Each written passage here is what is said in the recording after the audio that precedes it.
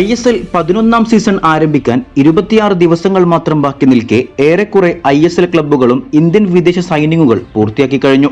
പക്ഷേ സസ്റ്റൈനബിലിറ്റി പറഞ്ഞു നടക്കുന്ന ബ്ലാസ്റ്റേഴ്സ് ഡയറക്ടർ നിഖിൽ ഭരദ്വാജ് പറഞ്ഞു പറ്റിക്കലല്ലാതെ ഓഗസ്റ്റ് 31-ന് ട്രാൻസ്ഫർ വിൻഡോ അടക്കാൻ 12 ദിവസങ്ങൾ മാത്രം ബാക്കി നിൽക്കെ സൈനിങ് വരെ പൂർത്തിയാക്കിയിട്ടില്ല. ഒരു ടീമിന്റെ മെയിൻ നട്ടലായ നമ്പർ 9 സ്ട്രൈക്കറിന്റെ സൈനിങ് പൂർത്തിയാക്കാത്ത ഒരേയൊരു ടീം നിലവിൽ ബ്ലാസ്റ്റേഴ്സ് ആണ്. കൊട്ടനിറയെ വാഗ്ദാനങ്ങൾ പ്രീസീസണിന് മുന്നേ തന്ന നിഖിൽ പ്രീസീസൺ സ്ക്വാഡ് പ്രഖ്യാപിച്ചപ്പോൾ പൂർത്തിയാകാത്ത സ്ക്വാഡുമായാണ് ബ്ലാസ്റ്റേഴ്സ് പ്രീസീസൺ ആരംഭിച്ചത്. നിരവധി മികച്ച താരങ്ങളെ ടീമിൽ നിലനിർത്തേണ്ടതിനു പകരം വിറ്റ് കാശാക്കിയ നിഖിൽ പ്രോപ്പർ റീപ്ലേസ്മെന്റും കൊണ്ടുവന്നിട്ടില്ല. നിലവിൽ right wing, defensive midfielder, left back എന്നീ പൊസിഷനുകളിൽ ഗുഡ് ബാക്കപ്പ് വന്നിട്ടില്ല. ഈ ഒരു കാര്യം പറയുമ്പോൾ റിസർവ് സ്ക്വാഡിൽ നിന്നും പകരക്കാരെ കൊണ്ടുവരുമെന്ന് പൈസ ലാഭിക്കാനുള്ള പരിപാടിയാണ് നിഖിൽ പറയുന്നത്.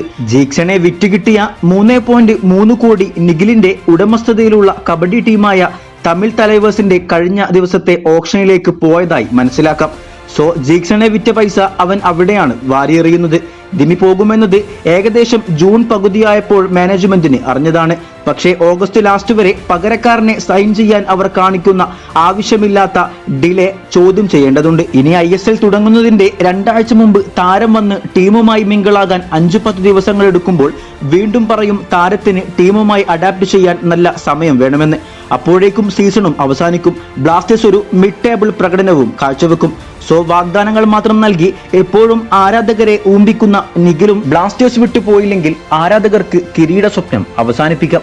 വീഡിയോയുടെ അവസാനിക്കുന്നു. കൂടുതൽ കേരള ബ്ലാസ്റ്റേഴ്സ് ISL വാർത്തകളുമായി അടുത്ത വീഡിയോയിൽ കാണാം.